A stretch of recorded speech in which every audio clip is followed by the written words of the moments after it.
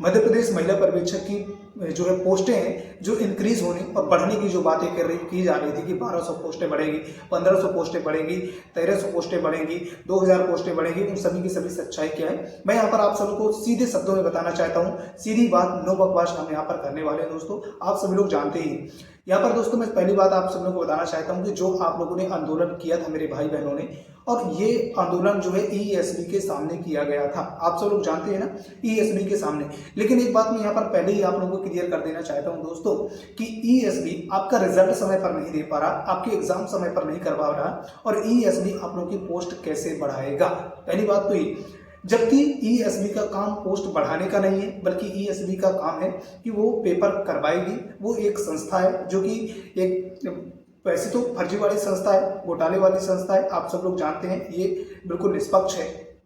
लेकिन यहाँ पर मैं बताने वाला हूँ कि ये एक ऐसी संस्था है जो एजुकेशनल, जो भी बच्चे नौकरी करना चाहते हैं उनके जो है पेपर करवाने वाली एक संस्था है, ना कि यह संस्था एक जो है पदों की वृद्धि करने वाली है, ना ही पदों के बारे में जानकारी देने वाली है, ना ही पदों के बारे में कितने पद बढ़ाए जाएंगे, कितने पद घटाए जाएंगे आगे आने वाले समय में। ये कोई संस्था नहीं है कि पद बढ़ाए, और उनकी औकात भी नहीं है ईएसबी वालों की तुम्हारे पद बढ़ाए जाए, तुम्हारे पदों में वृद्धि की जाए, किसी तरीके से ऐसा नहीं है। तो यहाँ पर मैं आप सब लोगों को फाइनली बताने वाला हूं दोस्तों कि आप सब लोगों के पदों में वृद्धि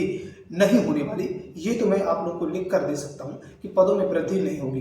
अब यहाँ पर मैं एक चीज और बताना चाहता हूं दोस्तों, इसके बारे में हम बात करेंगे। आप लोगों को डाउट होगा कि तुम क्यों ऐसा बोल रहे हो कि पदों में वृद्धि नहीं होगी, इसके बारे में बाद में बात करूंगा। अब मैं बात करता हूँ कि जो लोग बोल रहे थे कि क्या अगर पोस्टें बढ़ी तो कट ऑफ आप लोगों के नीचे गिरेगी, तो कितने तक सिलेक्शन हो सकता है कैटेगरी वाइज, इसके बारे में हम बात कर लेते हैं। जो लोग बोलते थे कि कैटेगरी वाइज अगर हमारा 150 नंबर है तो हमारा सिलेक्शन हो जाएगा क्या, 107 नंबर है तो हो जाएगा क्या, दोस्त मैं यहाँ पर आप लोगों को क्लियर कर देने वाला हूँ कि अगर पोस्टें दो गुनी हुई, आप सब लोग जानते हैं कि 660 पोस्टें हैं अभी वर्तमान में, लेकिन यहाँ पर अगर पोस्टें बाई चांस भगवान करे, दुआ करें, मैं करता हूँ कि आप सब लोग की डबल हो जाए, अगर डबल होती है तो इससे कम जाएगी कट ऑफ क्यों जाएगी, क्योंकि बच्चों ने तो पेपर दे दिया है। अब बच्चे दोबारा से पेपर देने वाले नहीं, ना ही फॉर्म भरने वाले वही बच्चे हैं जो पेपर दे चुके हैं, ठीक है ना,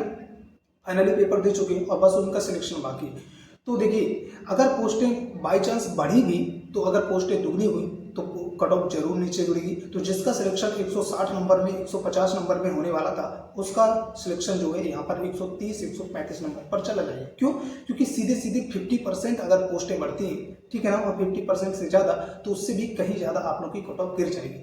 तो मैं यहाँ पर बताना चाहता हूँ कि अगर यहाँ पर जो है फाइनली अगर पोस्टें बढ़ती हैं दोस्त, अगर यहाँ पर पोस्टें बढ़ती हैं, 600 से भी ज़्यादा पोस्टें बढ़ती हैं, तो आप सभी लोग की जो है कट ऑफ घट जाएगी और आप सभी लोग की यहाँ पर बल्ले बल्ले हो जाएगी। लेकिन दोस्तों यहाँ पर सुनने वाली बात है कि यहाँ पर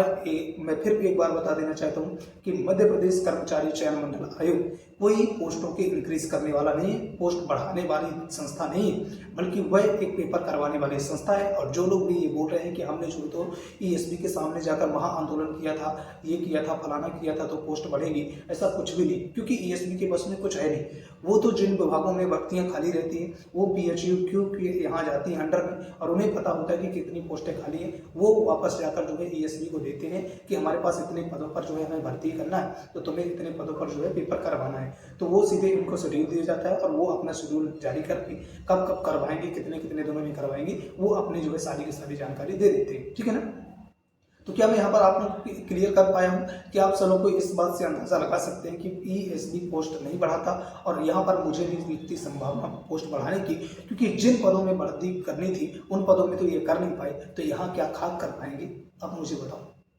अब बस आप लोगों का रिजल्ट बचा हुआ है, तो रिजल्ट पता नहीं कि कितने दिन में आ सकता है या नहीं आ सकता है, इसके बारे में कोई संभावित जानकारी मुझे नहीं है। लेकिन फिर भी अगर कोई जानकारी जैसे भी मिलेगी, क्योंकि मैं इस तरीके से नहीं बताता कि नहीं मैंने तो डेली मैंने आज जो है आयोग से बात की थी, मैंने आज तो ईएसबी से बात की थी, मेरे पिताजी बैठे, मेरे ससुर जी बैठे, वहाँ पर मैं ऐसी कोई बात नहीं करता, समझ रहे हैं, इसलिए मेरी बात बुरी लगती है आपको। एक बात मैं और आप लोगों को जाते जाते कहना चाहता हूँ कि जितने लोग मध्य प्रदेश बिजली विभाग वाले बच्चे और रो रहे हैं कि रिजल्ट है, ये हो गया, फलाना हो गया, ठिकाना हो गया, वेबसाइट से हट गया, उन लोगों को बताना चाहता हूँ कि वेबसाइट से हट गया है रिजल्ट, क्योंकि वहाँ पर तुम्हारी कमी थी, तुमने आवाज़ नहीं उठाई। मैंने पहले ही कहा था जब पेपर होने से पहले कि तुम आवाज़ उठाओ, कि पहले क्लियर होना चाहिए कि रिक्वायरमेंट में कि क्या क्या होगा, कब रिजल्ट आएगा, और उस पर जो है डेट बदलेगी नहीं।